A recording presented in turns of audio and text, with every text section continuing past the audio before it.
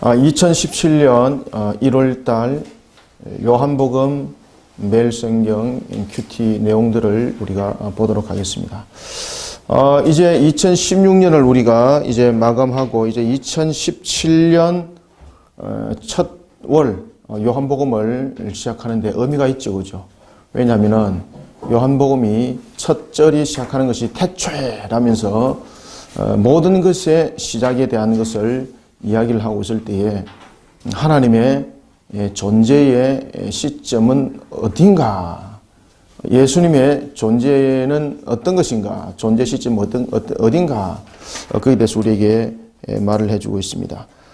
그리고 매일 성경이 여러분들 보시면 아시겠습니다만은 어떤 한 부분에서는 좀 지루할 수가 있어요. 왜냐하면 요한복음이 1월달, 2월달 끝까지 가는 거 이게. 어찌 보면 지루할 수가 있는데 또 어떤 한편에서는 이렇게 맥을 끊지 아니하고 이어감으로써 우리가 성경에 요한복음이 말하고자 하는 맥락을 또 놓치지 않는 또 장점도 있습니다. 그러니까 여러분들 무엇을 하든지 끈기가 있어야 되는 거예요. 우리가 무엇을 하든지 성실한 자세가 그 속에 끈기가 함께 있어야 되는 것입니다. 그러니까 여러분들이 묵상을 하고 큐티를 할 때도 끈기 있게 여러분들이 요한복음을 묵상을 하셔서 하나님께서 우리에게 주시는 은혜를 모든 삶들을 통해서 열매를 풍성히 맺기를 바랍니다. 먼저 우리 여러분들 책을 한번 잠깐 봅시다. 요한복음 1의 첫 번째 우리가 매일 성경 보면은 17페이지 보면은 요한복음을 어떻게 묵상할 것인가 라는 부분들이 간략하게 약 한 4페이지에 거쳐서 내용들을 설명하고 있는데 이 내용들을 꼭 한번 여러분들이 읽어보시기 바랍니다. 왜냐하면 이 내용 속에 보면은 요한복음이 우리에게 어떤 것을 주고자 하는가라는 내용들을 간략하게 이렇게 잘 그 내용을 간추려 놨습니다. 그러니까 여러분들이 이것을 참고하셔서 묵상하기 전에 꼭 여러분들이 참고를 좀 해주시면은 감사하겠고요. 우리는 또 전체적인 요한복음을 우리가 내용들을 요한복음 개론부터 시작해서 그리고 요한복음이 우리에게 전체적으로 주는 것들이 무엇인지를 우리는 또 나름대로 또 성경을 가지고 한번 전체적인 것을 보고자 합니다. 오늘 우리가 첫 번째 요한복음은 우리가 1장부터 전체적인 오늘은 요한복음을 전체적인 개론을 설명하고 그리고 1장부터 7장까지를 스타디를 하고 그리고 요한복음 2장이 2월달에 있습니다. 그래서 2월달 마지막 주가 또 이렇게 구정과 이렇게 연결이 되기 때문에 그 한 주 앞선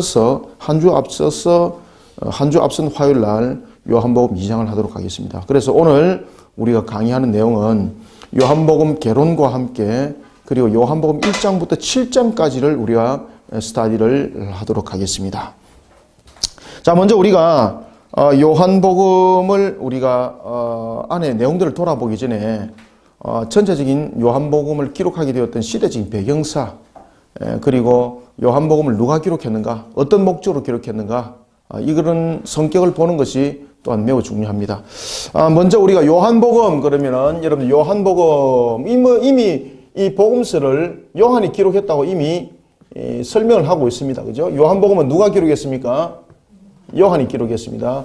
요한도 여러분들 보면은 세례 요한이 있고 사도 요한이 있는데 여기서 요한은 예수님의 제자였던 바로 사도 요한이었죠. 예수님의 제자였습니다. 예수님의 제자. 자, 여러분들 예수님의 제자가 요한복음을 기록했을 때에 이 기록은 누구를 향해서 이 메시지를 던지고자 하는가 그 대상이 있어야 될 것 아니겠습니까? 무턱대고 뭐 이것을 기록하지는 않을 거잖아요. 그럴 때에 이 요한복음이 가지는 이 저자가 독자를 상대로 기록을 하게 되는데 요한복음 서신을 기록했던 이 목적 누구를 대상으로 이 요한복음이 이 서신이 기록됐는가 하면은 요한복음이 가지고 있는 그 이 성격 이 내용 속에서 우리가 이제 이 발견할 수가 있는 것인데 특히 여러분들 이 요한복음이 이 기록이 될 때는 굉장히 이 기독교인들이 핍박이 많았었습니다. 특히 이제 요한복음이 기록이 되었을 때가 그 요한이 우리가 이제 성경을 쭉 읽어보면은 매일 성경에서 그 이야기를 아마 하고 있을 거예요. 그가 그 에베소에서 사역을 하고 있을 때, 그가 그 요한이 전승에 의하면은 그가 에베소에서 사역을 했습니다. 에베소는 여러분들이 잘 아시는 것처럼 사도 바울도 이곳에서 사역을 했잖아, 그죠? 이 에베소 지역이 참 중요한 것 같아요. 복음을 전하는 부분에서. 요한이 에베소에서 그가 말년을 보냅니다. 그가 말년을 보낼 때에, 그때에 요한은 4권의 성경을 기록합니다. 첫 번째, 요한복음을 기록하고, 그 다음에 두 번째, 세 번째, 네 번째가 요한 서신서를 기록하는데 1서부터 3서까지. 그러니까 이 내용들이 전부 다 에베소에서 우리가 기록되어지는 것을 볼 수가 있습니다. 특히 그가 말년에 요한복음을 기록할 때에 그 대상을 누구로 지금 보고 있는가 하면 디아스포라. 이 디아스포라는 흩어져 있는 기독교인들, 많은 핍박과 박해 속에서 그들이 설 자리를 잃어버리고, 그 다음에 또 많은 핍박과 박해가 있다 보니까 자신들을 숨길 수밖에 없고, 그러다 보니까 디아스포라가 형성이 되었던 거예요. 그러니까 디아스포라 기독교인들을 비롯해서 오늘 내용도 그 내용들을 쭉 다루고 있습니다만은, 디아스포라에 있는 기독교인들을 비롯한 헬라 사람들, 디아스포라를 형성하고 있는 기독교인들, 그리고 헬라인들, 그래 다시 말하면은 모든 세계 이방인들에 대해서 이 서신 내용을 기록하고 있다라고 볼 수가 있겠습니다. 그러니까 이 복음서를 기록했던 이유는 디아스포라에 있는 기독교인이라고 말하면은 이미 믿음을 가진 자들을 향해서 이 서신이 기록되었고, 헬라인들을 향해서는 이들은 믿음은 가지지 않았지만은 이들에게 예수님이 어떤 분인가, 그리고 우리에게 영생에 이르게 하신 이 내용이 무엇을 담고 있는가, 그 내용들을 그들에게 증거하고 있다고 우리가 볼 수가 있겠습니다. 그러면은 이 요한복음이 기록되었던 연대는 그러면 언제쯤 되었을까? 여러분들, 요한과 세례 요한과 도미니투스,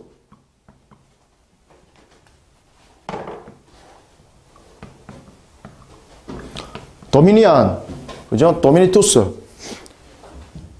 그 당시에 여러분 도미니투스가 굉장히 여러분들 그 기독교를 그 박해하는 부분에 대해서 정말로 사람을 향해서 저렇게 할 수 있을까라는 정도로 엄청난 박해를 가하게 됩니다.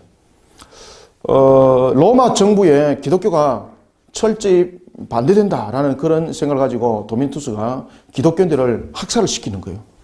왜 그런가 하면은 자신들이 가지고 있는 그런 하나의 그 신에 대한 사상들, 그리고 로마 정부가 추구하는 그런 정부의 그런 사상들을 기독교인들이 따르지 않는 겁니다. 왜냐하면 로마 정부가 주장하고 있고 그들을 향해서, 기독교인들을 향해서 이것을 철저히 너희들이 지켜 따르라 라고 하는 것들이 대부분 보면 전부 우상 숭배인 거예요. 그런데 유대인들은요, 그들과 함께 접목을 갖추어요. 그들과 함께 보폭을 맞추어요. 그런데 기독교인들은 그들과 함께 하지 않습니다. 그러니까 이 도미니투스가 볼 때에 이 기독교인들은 가만두서는 안 되는 거예요. 그러면 그들을 학살을 시키는 겁니다. 그리고 그 가운데서 가장 정신적인 지주가 바로 여러분들 잘 아시는 것처럼 마지막 사도였던 요한이었습니다. 요한은 예수님의 사도들이 다 죽고 난 뒤에 끝까지 남았던 사도인데, 이 연대가 AD 약 한 80년에서 90년 사이에 기록된 성경이라 여러분 읽어보시면 되겠습니다. 다시 말하면은 도미니투스에서 굉장히 핍박을 받고 있을 때에 이 성경이 기록되어지거든요. 그러니까 기독교인들이 많은 그 상처를 받게 되고 마음이 무너지게 되고, 도대체 우리가 이 정말로 예수를 믿어야 되는가, 이런 막 낭망이 이르게 되거든요. 그때에 요한이 이 성경 내용을 기록을 하면서 너희들이 주변에 일어나고 있는 그런 박해와 핍박에 대해서 흔들리지 마라. 우리에게는 영생이 있다. 그러면서 이 내용들을 기록을 해 나가는 겁니다. 따라서 요한복음의 전체적인 내용이 무엇을 다루고 있는가 하면은, 요한복음의 전체적인 내용이 무엇을 다루고 있는가, 영생에 관해서 다루고 있습니다. 영생. 영원한 생명. 영생에 대해서 그 내용들을 다루고 있습니다. 우리가 야사에 의하면은요, 사도 요한이 도미니투스에서 극형에 채직이 됩니다. 뭐 이거는 정확한 기록이 아니고 그냥 야사에 있던 기록인데 그가 왜 밤모섬으로 유배될 수밖에 없었는가? 그럼 이 성경을 기록하고 난 뒤에 그가 밤모섬에 유배를 당하게 되거든요. 그러니까 이 성경이 기록되었던 것은 에베소에 있던 사역은 그가 밤모섬에 유배 당하기 전입니다. 유배 당하기 전. 그가 밤모섬에 유배 당하기 전에 이 성경들이 기록되어졌고 그리고 그가 사역을 했을 때였습니다. 그때에 이 도미니투스가 요한을 여러 가지 부분을 통해서 그를 사형을 집행을 합니다. 심지어 기름통 안에 있는데도 요한이 죽질 않더라는 겁니다. 이 도대체 이게 사람인가? 이 뭔가? 그래서 도미니투스가 결정을 지어서 그를 격리시켜서 그 속에서 완전히 죽도록 만들었던 것이 바로 밤모섬이었습니다. 그리고 야사에 하면은 그런 전설적인 내용들을 담고 있는 겁니다. 그래서 사도 요한이 여러분들 잘 아시는 것처럼 요한 1서 말년에 요한복음을 기록하고 요한 1서 이걸 제일 먼저 기록합니다. 그 다음에 2서, 3서, 1서, 2서, 3서를 기록하고 난 뒤에 그리고 난 뒤에 그가 밤모섬에서 무엇을 기록합니까? 밤모섬에 유배되어서 요한 계시록을 기록을 하는 겁니다. 요한 계시록을. 그러니까 사도들 가운데서 성경을 우리가 기록한 사람을 말하라면은 우리가 사도 바울이 13권의 성경을 기록했고 그 외에 사도들 가운데서 성경을 가장 많이 기록한 사람이 바로 여러분 요한입니다.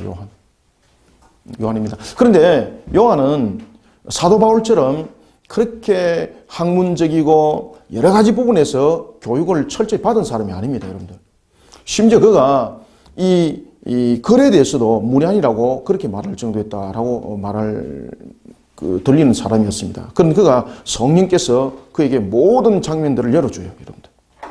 성령께서. 그래서 글도 깨우치게 하고 그러면서 그가 성경을 기록을 하는 겁니다.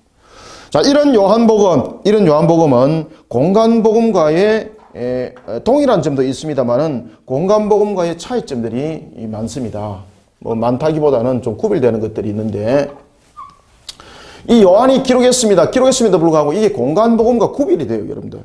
우리가 공간복음 그러면은 우리가 무엇이 공간복음에 해당됩니까?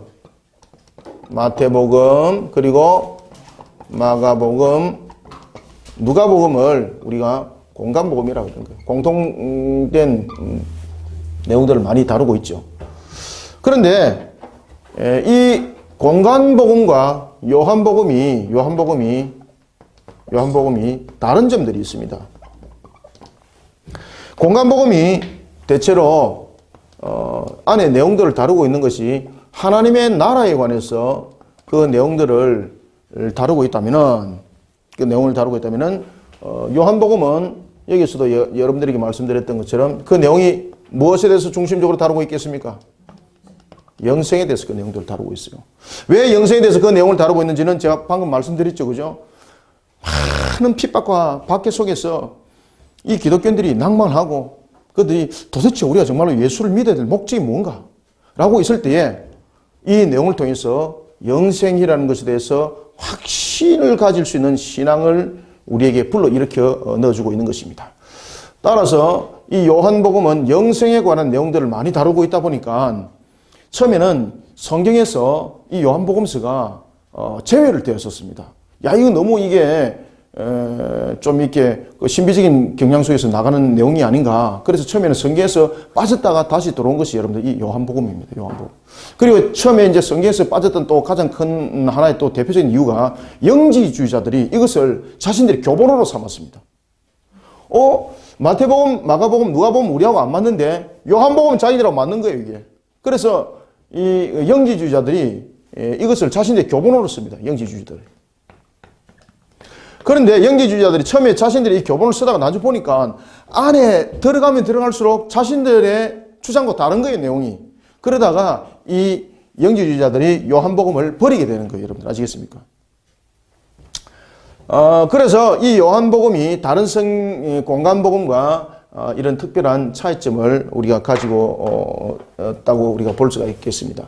자, 공간복음과 요한복음의 또 다른 또한 차이점을 보게 되면은 마태복음은 여러분들이 잘 아시는 것처럼 누구를 대상으로 성경이 기록되어집니까? 유대인의 왕에 대해서 그 내용을 다루고 있잖아요. 그래서 14대에 관해서 계속 이야기를 하고 있을 때 그 중심에 다윗이 서게 되고 그 다음에 예수 그리스도가 서게 되고 그 내용들을 족보를 다룰 때에 이방인들이 여러분들 다윗에 관해서 족보를 이야기를 해봐야 누가 알아듣겠어, 그죠? 근데 유대인들은 다 알아듣는다는 거죠. 그러니 마태복음은 제일 처음 시작할 때 족보 관계를 먼저 쫙 시작을 하는 거예요. 족보 나이를. 자, 그런데 마가복음은 족보를 먼저 시작을 하질 않더라는 겁니다. 그래서 이 마가복음은 제일 먼저 마가복음 1장 1절 여러분들 한번 볼까요? 마가복음 1장 1절 보면은 하나님의 아들 예수 그리스도의 복음의 시작이다. 그 내용들을 다루고 있죠. 그죠? 그래서 이 마가복음은 대체로 로마에 있는 기독교인들, 로마에 있는 기독교인들을 그 대상으로 하고 있다면은, 자, 그 다음에 누가복음은 한번 볼까요? 누가복음 여러분들이 이제 잘 아시는 것처럼 사도행전을 기록했던 누가복음을 함께 기록하게 되는데, 누가복음 1장 1절과 2절에 보면은 이렇게 말합니다. 우리 중에 이루어진 사실에 대하여, 누가가 여러분들 의사죠, 그죠? 그러니까 자신들의 특징들이 1절에 다 기록이 되는 거예요. 우리 중에 이루어진 사실에 대해서 내가 기록을 하겠습니다. 사실 아닌 것은 기록을 하질 않습니다. 이거 의사의 특징이죠, 그죠? 그래서 그가 뭐라고 말하는가 하면은 2절 보면은 처음부터 목격자와 말씀의 일꾼된 자들이 전하여 준 그대로 내력을 저술하려고 붓을 든 사람이 많은지라, 이러면서 그가 이 내용들을 써내려갈 때에 이 누가복음은 모든 이방 기독교인들을 향해서 이 내용들을 기록하는 것을 볼 수 있습니다. 모든 이방 기독교인들. 그래서 마태가 유대인들을 중심으로 했다면 마가는 지역적인 측면에서 로마 지역에 있는 지역을 향해서 복음서가 기록이 되었다 볼 수가 있는 것이고, 누가복음은 모든 이방인들을 향하여서 이것이 기록되었습니다. 그런가 하면은 이 요한복음은 여기에서도 우리가 나타나고 있는 것처럼 요한복음은 두 가지 분류를 향해서 성경이 기록을 하고 있습니다. 첫 번째는 믿음을 가진 자. 디아스포라에 있는 말 그대로 실족하여서 오늘도 내가 정말로 예수 믿음 안에 거해야 되는가라고 그들이 주저하고 있는 그들 향해서 힘과 믿음에 대한 용기를 주고 있는 그런 것이라면은, 두 번째는 믿음을 가지지 아니하는 불신자들 향해서 너희들이 진정 영생을 얻으려면은 어찌해야 되는가, 이것을 함께 복음으로서 전하고 있다는 것입니다. 그래서 우리가 성경을 보면은 요한복음은 이런 특징들을 가지고 마태, 마가, 누가와 구별되어서 내용들은 써내려갑니다. 그리고 또 하나는 마태, 마가, 누가와 달리 요한복음은 마태, 마가, 누가를 이미 그가 다 읽었다 봐야 되는 거예요. 여러분들 아시겠습니까? 제일 뒤에 기록된 성경이 요한복음이거든요. 어떤 분들은 마가 우선설, 마태 우선설, 누가 우선설 뭐 이렇게 이야기를 하고 있는데, 저는 저 입장에서는 마가 우선설을 저는 이렇게 주장하는 사람 중에서 한 사람이에요. 저는 마가 우선설을. 그런 요한이 이 성경들을 다 여러분들 읽는 거예요. 읽고 난 뒤에 이 속에서 빠진 내용들을, 그러니까 공간복음에 없는 내용들을 요한은 많이 다루고 있습니다. 특히 여러분들 잘 아시는 것처럼 겟세마네 동산에서 기도하실 때 그 장면은 요한이 목격자잖아요. 그죠? 마태가 목격자 아니잖아요. 누가가 목격자 아니잖아요. 자기가 목격자잖아요. 그래서 요한복음 17장에 보면 그 내용을 상세히 기록해요, 여러분들. 상세히 기록해요. 그리고 우리가 오늘도 여러분들이 보겠습니다만은 그 사마리아 여인에 관한 내용들도 보면은 이 내용들을 마태, 마가, 누가에서는 다루지 않지만은 이 내용 속에서 상세히 다루고 있잖아요. 그죠? 사마리아 여인에 대해서. 왜 그런가 하면 자신이 목격자거든요. 그래서 공간복음에서 빠진 내용들을 요한이 그 내용 속에서 이렇게 다루고 있는 것을 우리가 볼 수가 있겠습니다.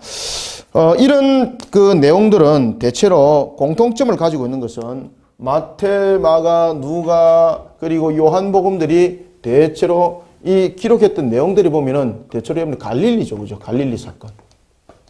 갈릴리 지역의 내용들을 대체로 다루고 있다는 것을 우리가 발견할 수가 있겠습니다. 자, 이런 우리가 요한복음을 이제 전체적으로 그 내용들이 무엇을 다루고 있는지 우리가 한번 내용들을 잠깐 보도록 하겠습니다. 자, 여러분들 먼저 제가 이 칠판을 지우기 전에 제가 칠판을 지울 동안에 요한복음 1장 1절부터 3절까지 한번 읽어주세요. 왜냐하면 그냥 가만히 있으면은 좀 그렇잖아요. 한번 읽어봅니다. 시작. 태초에 말씀이 계시니라. 이 말씀이 하나님과 함께 계셨으니 이 말씀은 곧 하나님이십니다. 그가 태초에 하나님과 함께 계셨고 만물이 그로 말미암아 지음하였으니 지을 것이 하나도 그가 없이는 된 것이 없느니라. 아멘. 자, 거기에서 태초에라는 이런 내용들을 써내려가는데 지금 여기서 말하는 태초는 창세기 1장 1절에서 말하는 태초와 여러분 다른 내용들을 담고 있습니다. 창세기 1장 1절에서 태초라는 것은 천지 만물에 관해서 그 내용들을 다루고 있지만은 요한복음의 1장 1절에서 태초는 하나님에 대한 존재에 대해서 그 내용들을 설명하기 위해서 태초라는 단어가 등장하고 있죠. 자, 이런 요한복음을 우리가 내용들을 간략하게 보면은 먼저 요한복음은 전체적으로 우리가 21장을 5 단락으로 우리가 나눌 수가 있겠는데 첫 번째 단락, 그리고 우리가 두 번째 단락, 그리고 세 번째 단락, 네 번째 단락, 다섯 번째 단락, 이 단락을 통해서 요한복음이 무엇을 말하는지를 보면은 첫 번째 단락은 이 내용들을 전체적으로 다루고 있는 것이 요한복음 1장 1절에서부터 18장까지가 그 내용이 끊어지는 것을 우리가 볼 수가 있습니다. 요한복음 1장 1절부터 요한복음 1장 1절에서부터 18절까지의 그 내용들을 다루고 있고 이 내용들은 어떤 것을 다루고 있는가 하면은 태초에라고 나와 있는 것처럼 예수님이 어떤 분인가에 대한 것을 말을 하고 있습니다. 그래서 첫 번째 단락은 우리가 예수님에 대한 소개를 그 내용 속에 담고 있다면은 두 번째 단락은 이제 1장 19절부터 12장까지 한번 봅시다. 1장 9절부터 12장 50절까지 그 내용을 다루고 있는데 12장 50절까지 그 내용을 다루고 있는데 내용은 요한복음의 특징이기도 합니다. 7가지의 특별한 사건이 등장합니다. 그것이 바로 7가지의 표적과 선언입니다. 7가지의 표적과 선언. 이 글자 잘 보이나요? 이게 보드가 이게 유리가 돼가지고 7가지 표적과 선언인데 이 7가지 사건을 다룰 때에 이 7가지 사건이 어떤 사건이 다뤄지는가 하면은 첫 번째 우리가 제일 먼저 나오죠. 1장 19절의 내용 속에서 우리가 쭉 이렇게 넘어가면서 우리가 보면은 2장에 무엇이 등장합니까? 가나안 혼인잔치죠. 그래서 물과 포도주에 관한 가나안 혼인잔치, 가나안 혼인잔치에 관한 물이 변하여서 무엇을 되더라? 그렇죠. 이 기가 막힌 일들이 일어나는 겁니다. 그 다음에 두 번째는 우리가 보면은 4장을 한번 봅시다. 두 번째는 보면은 4장에 보면은 그 왕의 신하를 치유하는 사건이 치유 사건이 일어나는데 그것이 4장 43절에서부터 말미까지 있죠. 자, 한번 보세요. 맞죠? 그죠? 이틀이 지나며 예수께서 거기를 떠나 어디로 가시매 갈릴리로 가시매 이러면서 쭉 내용들이 나오지요. 거기서 이제 가버나움에서 병들었더라. 왕의 신하가 병들었더라. 그가 예수님께 옵니다. 내 아들의 병을 고쳐주십시오. 뭐 이 사건들이 등장합니다. 그래서 두 번째는 왕의 신하의 아들의 치유 사건. 왕의 신하의 아들 치유. 이 7가지 여러분들 내용들은 전부 다 무엇을 다루고 있는가 하면은 이 7가지 내용이 무엇을 이야기를 하고 있겠습니까? 이게 하나님만이 하실 수 있는 일입니다. 이게 하나님만이 하실 수 있는 일. 하나님만이 하실 수 있는 일. 이 사람으로서는 할 수 없습니다, 여러분들.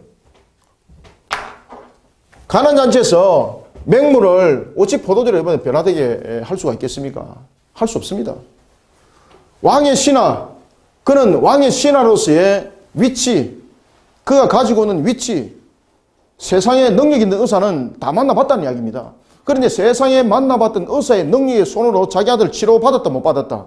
못 받은 거예요, 여러분들. 그러니 결국 누구에게 옵니까? 특히 여러분들 잘 아시는 것처럼 왕의 신하라고 말하면은 그가 여러분들이 잘 아시는 것처럼 우상도 함께 섬겼던 우상 숭배자라고 여러분 보셔야 되는 거예요. 그러면은 자신이 섬겼던 우상에게도 수없이 그가 다가서면서 치유에 관해서 엎드렸을 것이고, 그리고 수많은 의사들 손을 통해서 자신의 아들을 치유를 받기를 원했지만은 모든 것이 효력이 없어지더라는 것이죠. 효력이 없더라는 것입니다. 그래서 그가 최후에 결정한 것이 뭔가 하면 하나님만이 고칠 수 있다는 거죠. 그죠? 그래서 예수님께 오는 거예요. 그때 병이 나았더라, 안 나았더라? 나음의 역사가 일어나는 거예요. 그 다음에 세 번째 사건은 여러분들이 잘 아시는 5장. 자, 요한복음 5장에 보면은 누가 등장하지요? 제일 먼저 1절을 보십시오. 유대인의 명절이라 이러면서 예수님께서 어디로 가십니까? 베데스다. 베데스다는 어떤 곳이에요? 정말로 여러분이 잘 아시는 것처럼 부정한 자들이 머무르는 곳입니다. 병자들이 어떻게 하면 그들이 그곳에 병을 나을까? 그것을 기대하고 있는 그 연못, 그 베데스다. 그 베데스다는 여러분들 어떤 사람도 그곳에 잘 관리하지 않습니다. 왜냐하면 그곳은 부정한 곳이기 때문에 가지를 않습니다. 그런데 그 부정한 곳에 갈 수 있는 유일한 분이 계십니다. 왜냐하면 부정한 곳에 갔을 때 내가 부정함이 내 속에 묻어들지 않는 존재가 되어야 되는 거죠. 그분은 누굽니까? 오직 하나님 한 분만.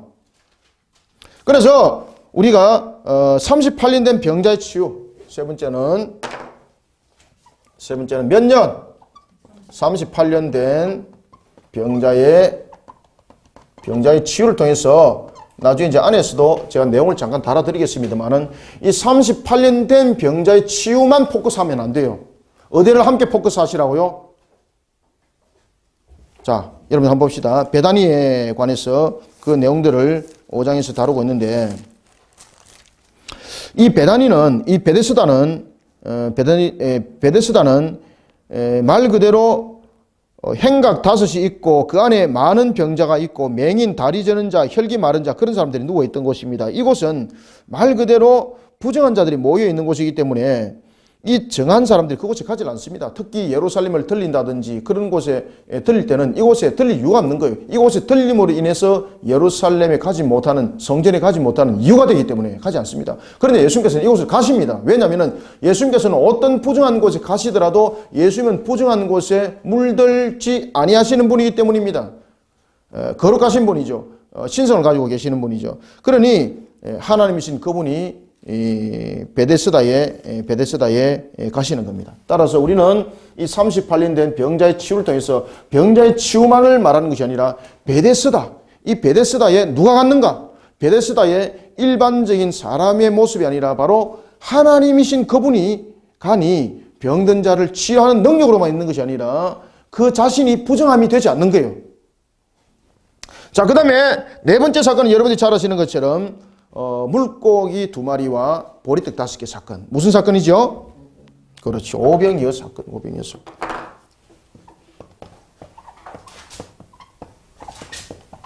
오병이어 사건. 수많은 무리를 먹였던 오병이어 사건이 6장에서 일어나고 있고, 그 다음에 6장에 또 그 오병이어 기적에 이어서 나타나는 사건이 있죠. 그것이 어떤 사건이었습니까? 예수님께서 이제 제자들을 흩어서 보냅니다. 그리고 난 뒤에 예수님께서 어디를 걸어 올라갑니까? 물 위를 걸어가는 사건이 있지 않습니까? 물 위를 걸어가는 사건. 물 위를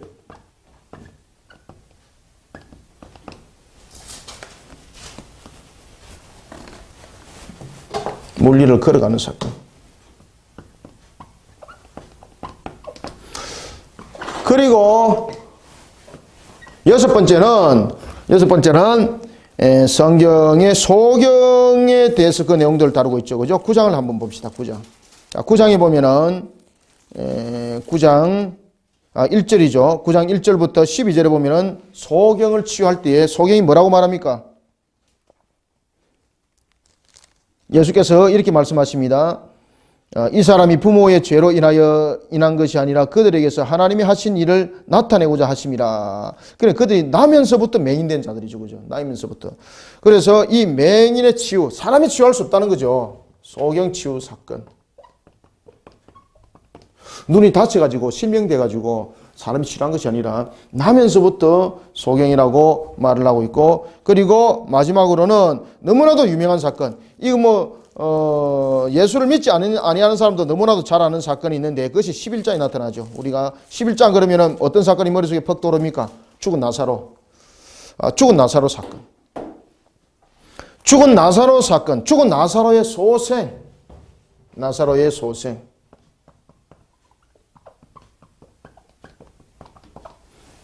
이 7가지 사건을 다루고 있는데 죽은 자를 여러분들 살릴 수가 있습니까? 죽은 자는 살릴 수가 없습니다. 그런데 제가 왜 소생이라는 단어를 썼는가 하면은 죽은 자를 그냥 살리심 이러면 되는데 왜 제가 소생이라는 단어를 썼을까요, 여러분들요?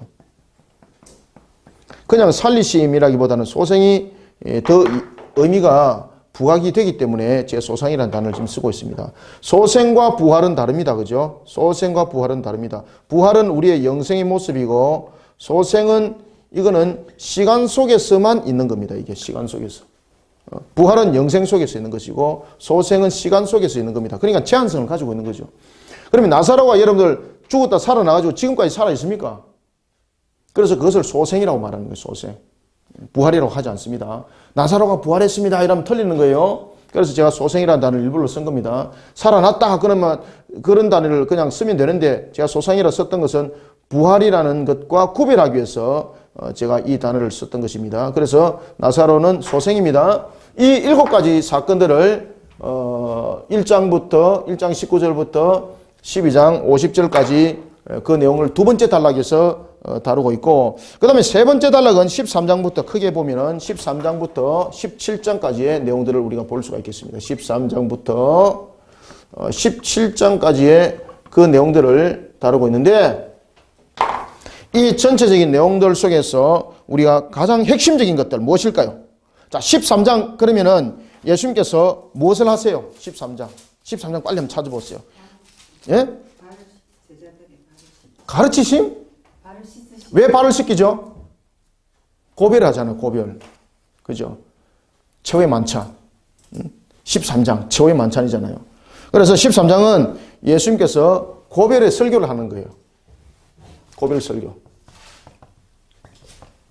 고별 설교를 다루면서 이 17장에 보면은 이 17장이 굉장히 여러분 중요한 장이죠. 그죠? 예수님께서 세 번의 기도를 합니다. 17장 겟세마네 기도를 다루고 있는데 겟세마네에서 세 번의 기도를 합니다. 첫 번째는 자신이 하나님의 뜻을 이어가고 그 뜻을 이뤄가는 데 있어서 내 생각이 아니라 아버지의 뜻대로 모든 것 이루게 해주십시오 라면서 자신을 위해서 기도를 하고 있고, 두 번째는 제자들을 위해서 기도하고 있고, 세 번째는 미래의 성도들을 향해서 기도를 하고 있습니다. 그래서 이 겟세마네 기도는 크게 세 가지를 다루고 있습니다. 그것을 17장 내용이 다루고 있는 겁니다. 그래서 17장은 그와 같은 겟세마네 기도뿐만 아니라 어떤 내용들을 다루고 있습니까?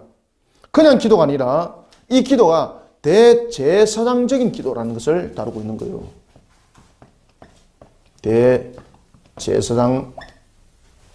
대제사장으로서의 기도.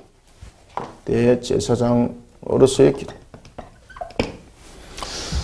그리고 네 번째 단락은 우리가 18장부터 이제 쭉 내려가면 20장까지 한번 봅시다. 18장부터 여러분들 20장까지는 어떤 사건이 나타납니까? 어떤 내용들을 다루고 있을까요, 여러분들? 십자가 사건 다루고 있잖아요, 십자가. 네 번째 단락에서는 전체적인 이제 십자가 사건을 다루고 있는데, 십자가에서 그냥 죽으심으로써 끝나면은 이 내용이 영생과 연결이 안 됩니다. 그러면은 이 십자가에서 예수님께서 첫 번째는 십자가에서 죽으심인데 죽음을 맛보게 되고, 그 다음에 두 번째 십자가에서 이제 그 죽음으로 인해서 장사를 지냅니다. 그런 주님께서 십자가뿐만 아니라 어떻게 하세요? 죽으셔서 3일 만에 부활하는 사건들이 생기죠. 그러니 우리의 영생이 이 속에 있는 겁니다. 이 중요한 것을 18장과 20장이 다루고 있습니다. 그래서 십자가 사건과 부활 사건을 18장부터 20장이 다루고 있고, 그리고 마지막 단락인 21장은 어디서 예수님이 제자들을 만납니까? 갈릴리에서 만나죠. 그래서 제자들과 제회를 하는 장면들이 이 속에 등장을 합니다. 제자들과 제회를 합니다. 예수님께서 제자들과 다시 만나가지고 소풍 갔습니까? 물고기 잡고 그냥 고기 구워 먹고 말았습니까? 예수님께서 하나님의 나라에 관해서 가르치죠. 가르치시. 그래서 제자들과 여러분이 잘 아시는 것처럼 40일을 함께 머무는 그 기간 내용들을 5번째 단락이 다루고 있는 것을 볼 수가 있겠습니다. 자, 이런 내용들을 우리가 한번 보면은 예수님의 사역에 대해서 이 전체적인 내용은 예수님의 공생의 사역을 지금 다루고 있습니다. 그러면은 자, 예수님의 공생의 사역에 관해서 이야기를 할 때 첫 번째 단락은 예수님의 공생의 사역이라 말할 수 없죠, 그죠? 이것은 소개. 그러면은 이 두 번째 단락부터 5번째 단락은 예수님의 공생의 사역을 말하고 있습니다. 공생의 사역.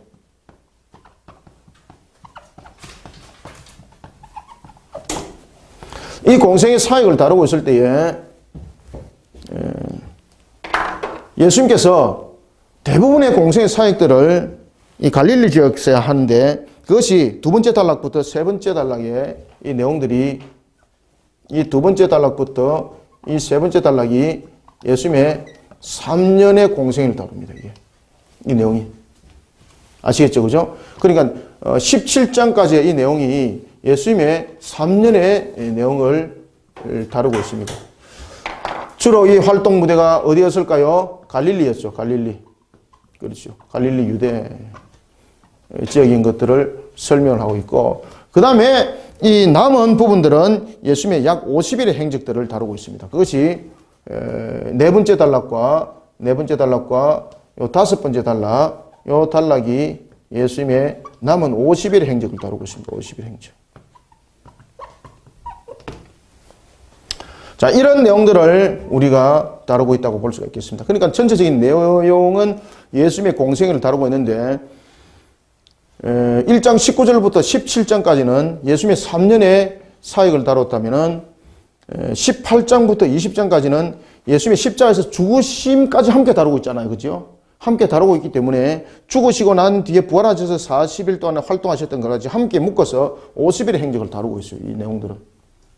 자, 이런 속에 우리가 요한복음 전체를 우리가 바라볼 수가 있겠습니다. 그래서 이러한 요한복음을 우리가 바라보면서 이제 전체적인 내용들이 어떻게 다뤄지는지를 우리가 한번 또 보도록 하겠습니다. 자, 그러니 여러분들이요, 요한복음을 우리가 제일 먼저 묵상할 때에 예수님이 어떤 분인가를 알지 못한 상태에서 묵상하는 것은 우리가 실체를 알지 못하는 묵상이 되는 겁니다. 그러니 그런 묵상은 해봐야 필요가 소용이 없는 거죠. 무슨 우리가 교과서 속에서 도덕을 배우는 것도 아니고, 우리에게 주는 이 내용들 속에 담고 있는 것은 결국은 우리의 영생을 담고 있는 것인데, 그럼 그 영생을 누가 있게 하는가? 바로 예수님, 바로 그분이죠. 그래서 우리가 1장은 이 내용들을 예수님에 관한 소개로 그 내용들을 우리가 다루고 있는 것을 볼 수가 있겠습니다.